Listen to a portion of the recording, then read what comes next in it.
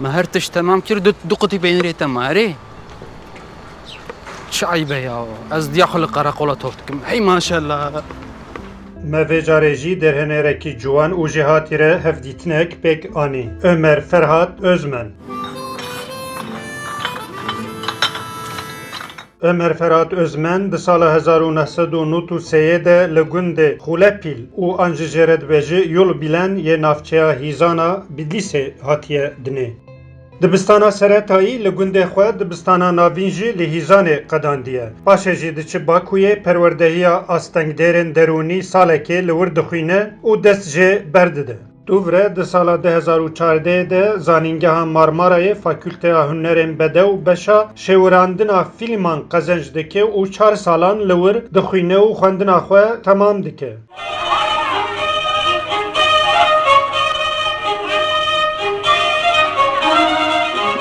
Özmen di pêşbirkiya sînemayê bo senaryoya Paşerûjê ya 13 de ku ev pêşbirkî ji aliyê dezgeha xêrxaziyê ya bi navê Türk Sak ve tê organîzekirin senaryoya wî ya yekê ya bi navê Sînemaya Beyoğlu'yê xelata senaryoya herî baş werdigire.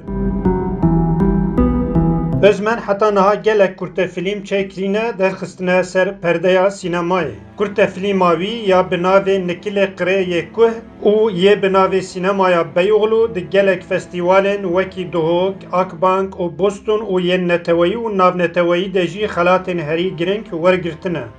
Gelo peywendiya wî ya digel sînemayê çawa çêbûye û wî çawa biryara xwe ya di vî warî de daye? Piçûnayê me hez dikira hem televizyonê hem CD wîdyoyê me hevîn min zaf film tamişê dikira. Piştî wî xebitîm qederekî servî ez dikarim vî işê bikem nikarim bikem.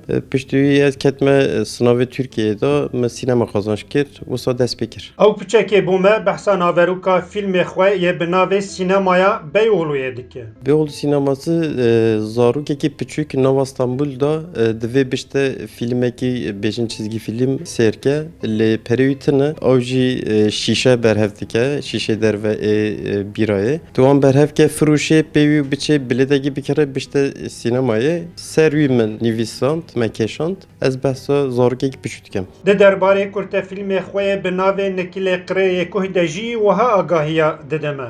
Belê filma dî ser dayika xem bikêşa li gundê me li Kurdistanê her derekî panîr dema çêken qederê dihîne bin erdê da ku xira nebe ku tamayê xweş bê jinkekî wisa li gundê Bilîsê di derkevê tê Bakurê İstanbul dîte balê lê panîr ji xuraniye divê bexte bin erdê da ku xira nebe lê ti dercih tune ku bexte bin erdê her derekî betûne bûna vî meselê û kurê wî hev şer dikin ser vî meselê kurtefilmê kêşa. Di bajarên wekî İstanbulê, Enqereyê û di bajarên dîyên wekî Van de gelek Kurd jî lê dijîn gelo çi karîgeriyek ya van bajaran li ser jiyana wî çêbûye? Dema gund hatine şewitandin qederê Kurd hatine liha dema hatine liha çand ti derê İstanbul nedîtibîn liha zev zehmet kêşandin niha dayikekî Kurdistanê dema dête liha dayik jî bê zarok jî bê mêr jî bê jin jî bê ji wan re zehmet e lê her demekî zor e ji bo Kurdistanekî da yekî derkevê bête İstanbul jiyana xwe dewam bike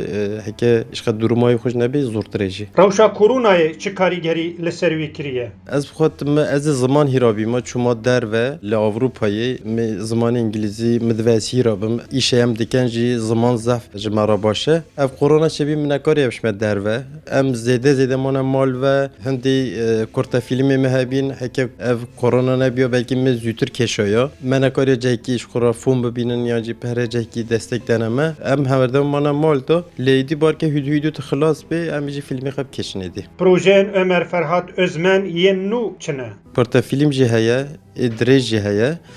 Ez herka jî serdixebitim em dimîn me heviyê ku spehî cihê xwe bigire ku ez xwe hazir dikim ji bûna wî. Dîsa kurmancî bê ev filma me evê dirêj jî ez ser wî dixebitim lê niha koronayê û pandemî û ev durum niha ji min re baş nine. Ez mame heviya zamanekî baş ku ev bikarim bikêşim filma xwe.